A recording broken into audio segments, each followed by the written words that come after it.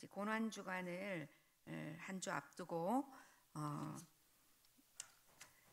소망을 이루는 삶이라는 그 제목을 가지고 묵상하면서 우리 성도님들에게 소개해드리고 싶은 작가가 있어서 그분을 잠깐 소개하면서 말씀을 시작하겠습니다.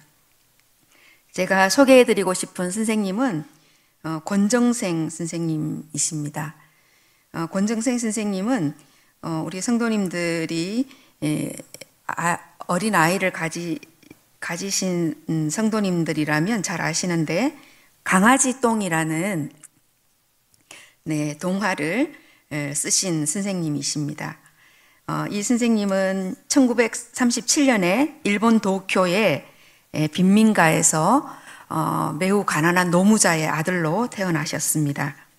광복 직후에 한국의 경상북도 청송이라는 고향 마을로 돌아왔지만 너무 가난하고 또 6.25 전쟁이 금방 발발을 해서 모든 가족들과 헤어졌습니다. 그러면서 경상도 지역을 떠돌아다니면서 나무를 파는 나무 장수를 하시기도 하고 또 담배 장수도 하시고 가게 점원도 하시면서 너무나도 많은 고생을 하셔가지고 결핵을 앓게 되셨는데 이 결핵이 얼마나 심하게 온몸을 파고들었는지 신장결핵 또 방광결핵해서 온몸의 결핵균이 다 퍼지게 되었습니다. 그러는 가운데에 권정생 선생님은 신앙에 더욱 의지하는 그런 삶을 사시게 되었다고 합니다. 1965년에 이제 그 집을 또 잠깐 떠나게 되셨는데요. 남동생이 결혼을 하게 되었는데 옛날에는 이제 집안에 폐병 환자가 있으면 또 결혼하는데 너무 지장이 있을까봐 이렇게 거린으로 거의 1년 가까이 객지를 떠돌면서 노숙 생활을 하시다가 다시 들어오셨는데 너무 병이 심각해서 거의 생사를 왔다 갔다 하실 지경이 되셨다고 합니다. 그러나 고향 마을에 돌아와서는 교회 문간방에 살면서 종지기가 되셨어요. 그리고 이 선생님은 1969년에 강아지 똥이라는 동화를 발표하고 또 이 발표를 함으로써 여러 가지 또 상도 받으시고 또 73년에는 조선일보 신춘문예 동화 부분에서 무명저고리와 엄마라는 동화가 당선이 돼서 상도 받으셨습니다. 그러나 권정생 선생님은 베스트셀러 작가가 된 다음에도 교회 뒤에 언덕에 흙집을 짓고 매우 검소하게 그렇게 돌아가실 때까지 사셨다고 합니다. 제가 이 선생님을 소개하는 이유는 오늘 우리가 읽은 로마서 5장 1절에서 5절의 말씀, 고난으로 시작해서 소망을 이루는 그런 삶과 닮아 있다라는 생각이 들기 때문에 이 선생님을 소개해드립니다. 우리 성도님들도 어려운 책만 읽지 마시고 이 권정생 선생님이 쓰신 여러 좋은 책들이 동화들이 많이 있으니까 그 동화들을 꼭 읽으시면 좋겠다 하는 생각이 듭니다.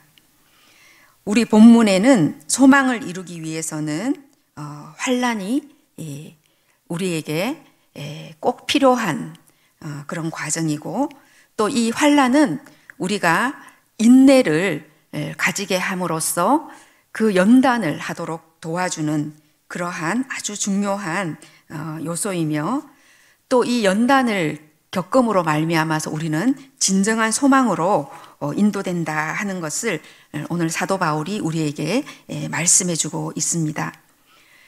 저는 오늘 이 말씀을 보면서 우리 성도님들 중에 누구도 값싼 소망 또 혹은 정말 머리로만 이해하는 그런 소망을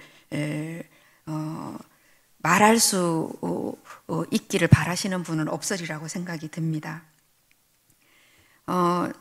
사도 바울은 우리에게 진정한 산 소망을 소개해 주고 싶기 때문에 우리 인생 전반에 걸쳐서 우리에게 고난이 어떤 의미인지, 또 그 고난을 통해서 우리가 겪어내어야 할 그 인내와 또 인내를 통해서 점점 우리가 단련되어 가는 그 연단과, 그리고 비로소 마지막에 우리가 이 세상 그 무엇과도 바꿀 수 없는 그러한 정말 값비싼 산 소망을 우리에게 알려주고 싶어 한다는 생각을 해봅니다.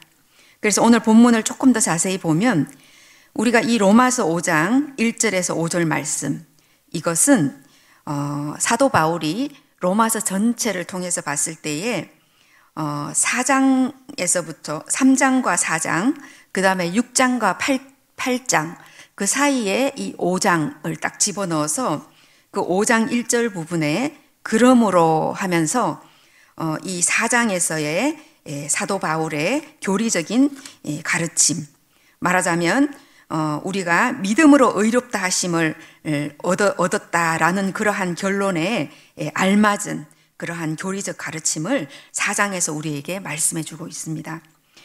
우리가 믿음으로 의롭다함을 받았기 때문에 하나님과 더불어서 평화를 누리고 또 예수 그리스도로 말미암아서 축복을 누리는 그 은혜에 우리는 들어간다라고 사도 바울은 피력하고 있습니다.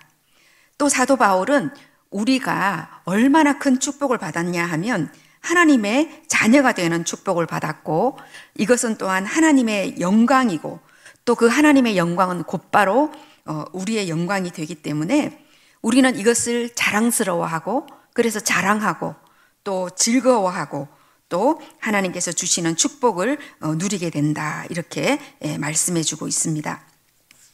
그리고 이제 5장 12절에서 21절 말씀에는 말씀을 통해서 의롭다함을 받은 그런 인간이 궁극적으로는 마지막 아담인 이 예수 그리스도의 통치를 받게 된다.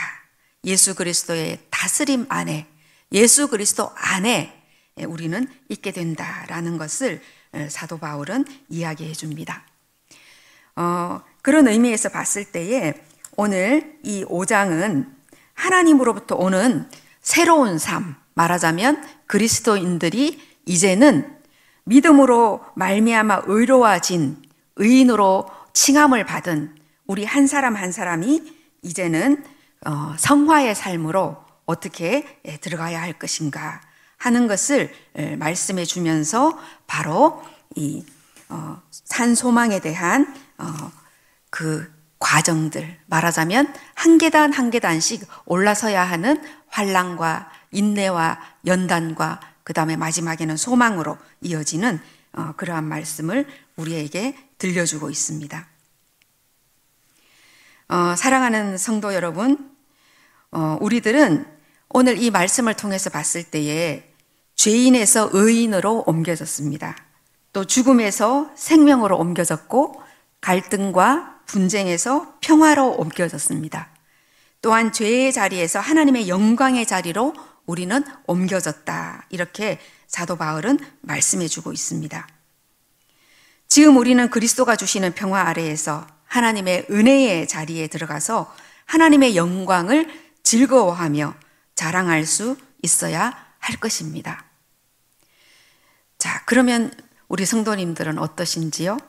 오늘 이 사도 바울이 우리에게 들려주는 말씀처럼 우리는 하나님의 정말 하나님이 주시는 평화 아래에서 하나님의 은혜의 자리에 들어가 계신다고 그렇게 느끼십니까? 때때로 우리 안에는 평화 대신에 갈등과 혼란이 있습니다. 또 기쁨 대신에 슬픔이 있고, 또 하나님을 자랑하는 것 대신에 수치심과 분노가 자리하는 것을 우리는 느낍니다. 오늘 이 본문은 의롭다 하심을 받은 사람들의 삶의 태도에 대해서 말씀해 주고 있는데, 우리는 때때로 이러한 갈등과 혼란과 또 슬픔과 혹은 내 존재에 대한 수치심과 또 분노가 우리를 뒤흔들어 놓는 것은 왜 그런 것일까? 그런 생각을 오늘도 해보게 됩니다. 이 고난 주간에 우리가 이 말씀을 받으면서 여전히 우리는 즐거움도 평화도 소망도 온전히 누리지 못하는 그러한 정말 연약한 과정을 걸어갈 수밖에 없는 그런 존재이구나 하는 것을 저는 또다시 한번 느낍니다. 그래서 오늘 이 말씀을 몇 가지로 조명해 보면서 우리가 정말 진정으로 소망의 삶을 살 수 있으면 좋겠다라는 그런 기대와 바람으로 오늘 이 말씀을 조금 더 자세히 조명해 보도록 하겠습니다. 저는 오늘 이 말씀을 읽으면서 우리는 여전히 평화를 온전히 누리지 못하고 있다라는 그 사실에 대해서 정직하게 직면할 필요가 있다. 그런 생각을 해보았습니다. 우리들은 그리스도께서 주신 구원으로 말미암아서 우리 안에 있는 평화를 마치 소유한 것처럼 착각하면서 살아가고 있습니다.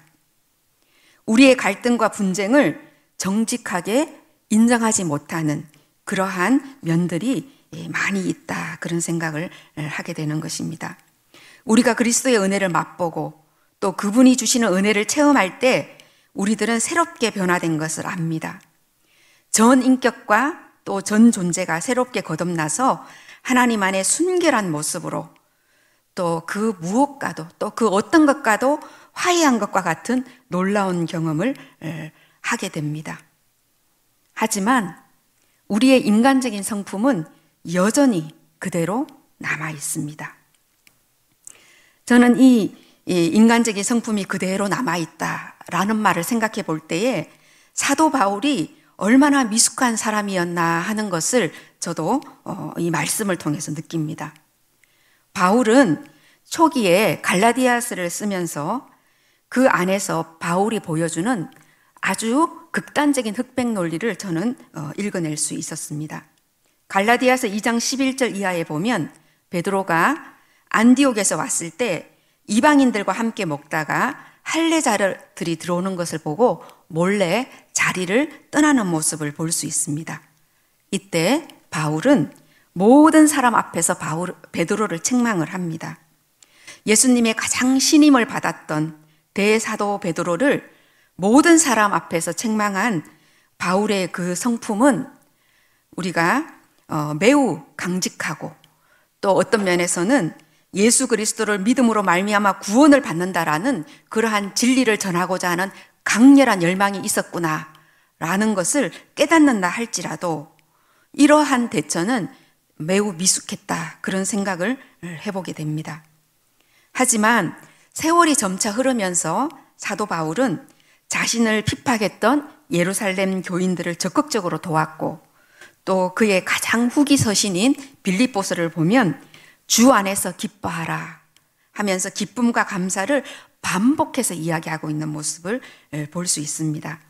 그리고 빌립보서 2장 12절에 너희는 주 안에서 기뻐하라 두렵고 떨림으로 너희의 구원을 이루라 이렇게 권면하고 있는 모습을 보면서 사도 바울이 점점 성숙해지고 너그러워져 가고 있구나 그런 인간적인 성품의 성숙과 변화를 볼 수가 있었습니다. 그런 의미에서 본다면은 우리가 어느 순간에 하나님으로부터 받은 그 은혜와 또 그 영광의 경험들은 그리스도인으로서의 진정한 그리스도인으로서의 출발점이다 이렇게 볼 수 있을 것입니다. 정신과 의사이면서 미국 칼빈 신학교에서 신학을 공부하고 이 신학과 정신의학을 접목하기 위해서 노력한 김진이라는 선생님은요, 그리스도인들을, 오늘의 그리스도인들을 이렇게 소개를 했습니다. 성경의 지향적 목표에 빨리 노출되는 그리스도인이다. 이게 무슨 뜻입니까? 원수를 사랑하라든가, 오리를 같이 가자고 하면 심리를 같이 간다든가, 오른뺨을 때리면 왼뺨을 들이댄다든가 하는 말씀은 그리스도인들의 지향적인 목표입니다. 우리가 거듭났다고 해서 이런 사람이 금방 되지 않습니다. 설사 그렇게 된다 하더라도 우리는 어느 순간에 또 다른 측면으로 인간적인 연약함이나 실수가 드러나게 됩니다. 하지만 우리들은 되어야 할 목표처럼 되지 않는다고 해서 우리는 또한 쉽게 좌절하고 또 절망하기도 합니다. 김진 선생님은 또 이렇게 말했습니다. 이렇듯이 자신을 지향적인 목표에 빨리 노출시키고 빠른 걸음으로 가는 사람들은 외식의 유혹을 받는다. 이렇게 이야기했습니다. 다시 말하면 자신의 실제적인 모습을 정직하게 보지를 못하고 목표적인 삶을 강렬하게 살기를 소망하기 때문에 진짜 자기 모습을 감추고 그리스도인으로서 기대받는 혹은 스스로 자기에게 기대하는 그러한 모습을 보이게 된다는 것이죠. 이러한 경고를 생각해 보면 야고보 사도가 끊임없이 믿음과 행위에 대해서 역설을 했는지도 모르겠다. 그런 생각을 해봅니다. 정직하게 자신의 실제의 모습을 읽을 줄 알고 또 그것을 인정하고 또 겸손하라고 권면한다. 그런 생각을 합니다. 자신의 연약함을 드러내지 않는 사람들에게 믿음으로만 의롭다 하심을 받는 것이 아니라 행함으로도 의롭다 하심을 받는다. 이렇게 야고보는 역설을 하고 있다. 이렇게 생각합니다. 그래서 이 평화는 지금도 사실은 진행되고 있는 것입니다. 우리는 아직은 완성되지 않았지만 앞으로 완성될 참된 평화의 길을 걸어가는 과정에 있는 그런 존재들이라는 것입니다. 오늘 영어로 이 본문을 보면은 대부분이 현재형이거나 현재 완료형입니다. 이것은 바로 우리의 믿음이 지금 여기에서 언제나 새롭게 요청된다라는 사실입니다. 히브리스의 기자가 7장 27절에 단번에 자신을 들이심으로 우리의 구원을 이루셨고 그래서 한 번 그 빛의 비추임을 받고 하늘의 은사를 맛보고 성령에 참여한 자가 되는 구속함의 은혜를 입었다. 이렇게 말했습니다. 그러나 히브리스 기자는 또한 게으르지 말고 믿음과 오래 참음으로 약속들을 기업으로 받는 자들을 본받는 자들이 되게 하려고 하신다. 이렇게 말씀했습니다. 그리스도께서 십자가에 달려 돌아가심으로써 우리의 구원을 단번에 이루셨지만 우리의 연약함은 우리를 원치 않는 곳으로 언제나 데려갑니다. 우리의 삶은 완성될 참된 평화를 누리기 위해서 걸어가는 과정에 있는 사람들이라는 것입니다. 인내의 과정을 깊이 음미하면서 평화의 길을 걸어가는 과정 속에 있는 사람들에 대해서 칼 라너라는 신학자는 일상이라는 그의 책을 통해서 진정한 영적 체험이 무엇인가 라는 질문을 우리에게 하고 있습니다. 우리 성도님들도 제가 이 질문을 할 때 성도님들께서 예스인지 노인지 한번 자신에게 대답해 보시길 바랍니다. 부당한 취급을 당하면서도 우리 자신을 변호하고 싶은 생각을 억누르고 참아 넘긴 적이 있는가? 두 번째, 상대방이 용서해 주는 것을 당연하게 여길 때에도 아무런 대가 없이 용서해 준다는 말도 하지 않고 용서해 준 적이 있는가? 세 번째 질문입니다. 순종하되 필요하니까 또는 불순종하는 것이 싫기 때문이 아니라 오직 하나님의 뜻이기에 그 앞에 순종을 한 적이 있는가?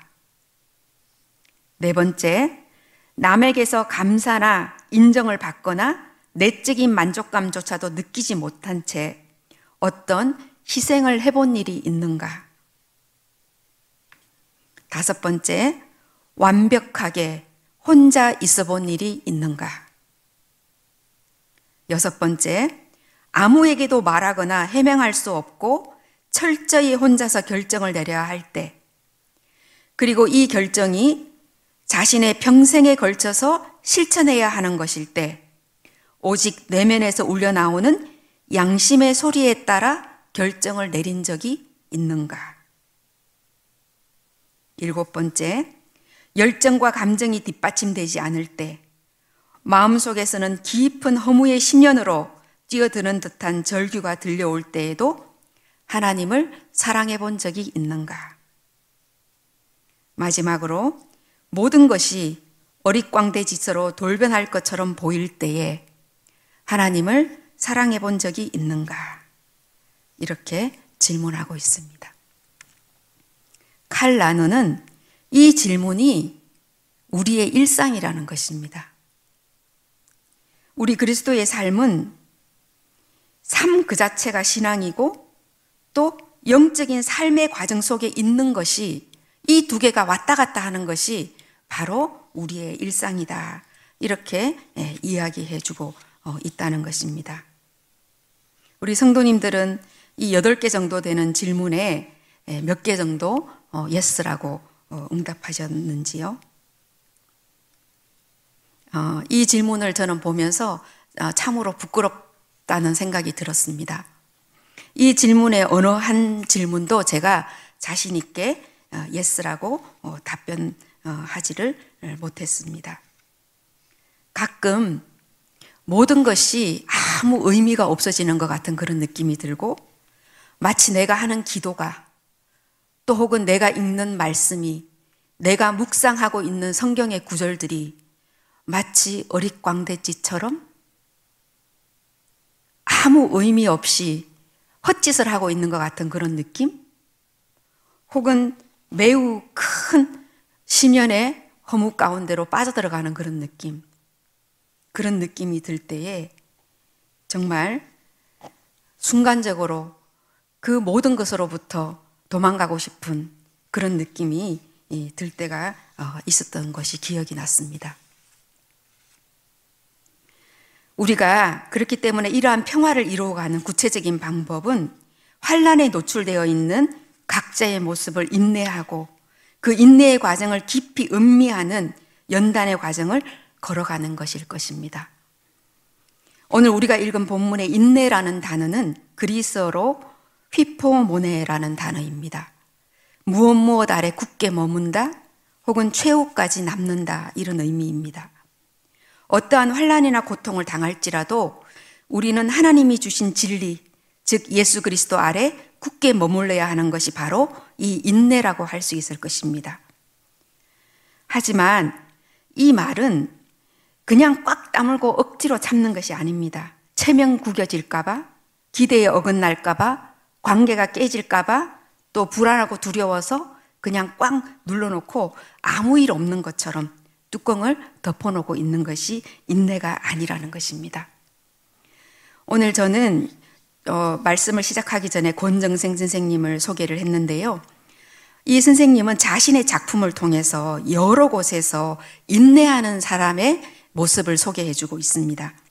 그 중에서 몽실언니라는 작품을 저는 굉장히 감명 깊게 봤었는데요. 저희 아이들이 어렸을 때 이 몽실언니를 도서관에서 빌려왔는데 아무도 안 읽길래 제가 읽다가 막 끝에 가가지고는 엄청 많이 울었던 그런 기억이 납니다. 이 몽실언니라는 작품은 해방 후에 시대적으로 너무나 가난함과 굶주림이 극심했던 그런 시대를 배경으로 하고 있습니다. 그 시대에 흔히 아버지들은 알코올 중독자의 가정폭력이 있고, 또 혹은 6.25를 겪고 있기 때문에 또 이렇게 징집되어서 전쟁터에 나가고, 이런 일들이 허다하게 일어나죠. 그러면은 이제 엄마는 또 이 몽실인의 엄마처럼 다른 집에 또 이렇게 재혼을 해서 결혼을 해서 간다든지, 또 그렇게 되면 이 몽실이처럼 엄청난 구박 가운데에서 살 수밖에 없는 그러한 어려운 시대를 겪은 주인공에 대한 이야기입니다. 몽실이는 새어머니가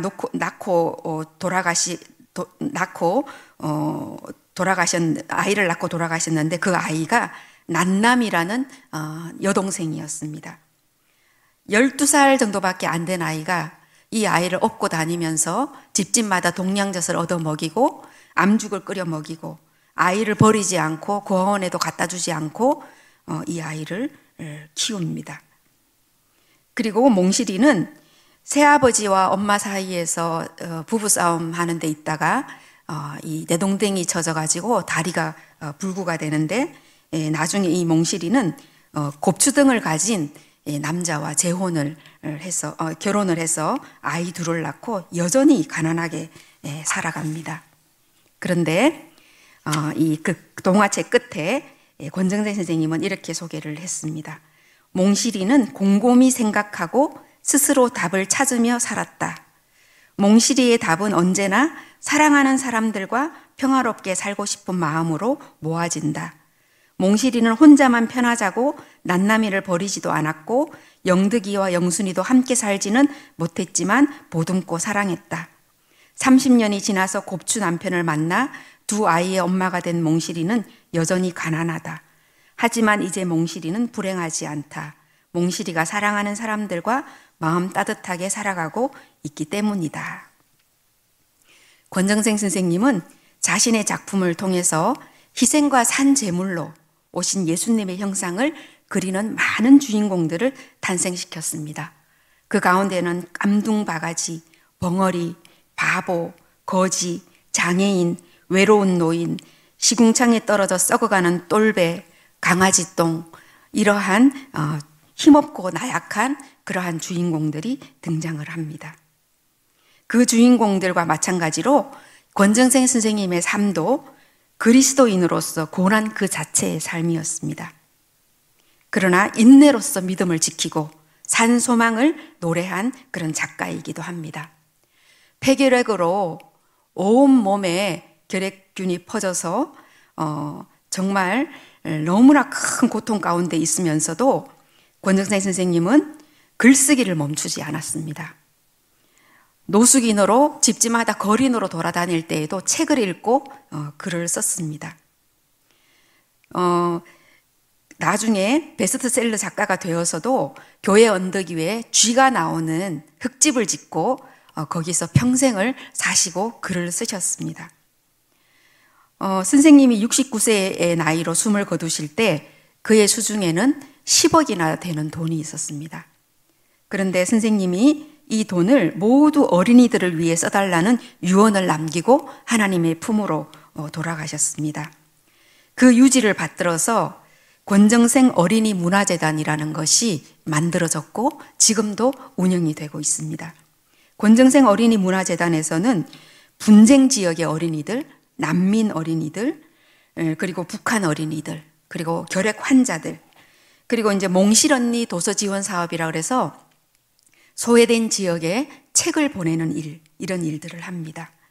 권정생 선생님은 내가 쓴 모든 책은 주로 어린이들이 사서 읽는 책이니 거기에서 나오는 인세를 어린이들에게 돌려주는 것이 마땅하다라는 그러한 생각을 가지고 사셨습니다.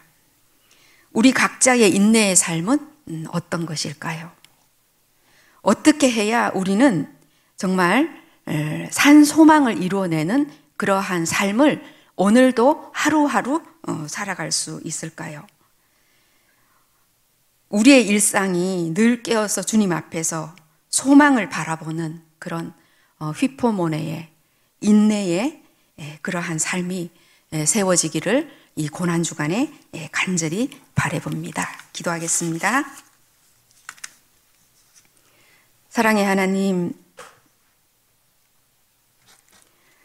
예수님의 사랑이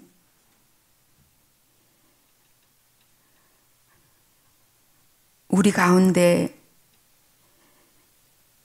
인간의 몸을 입고 오셨습니다.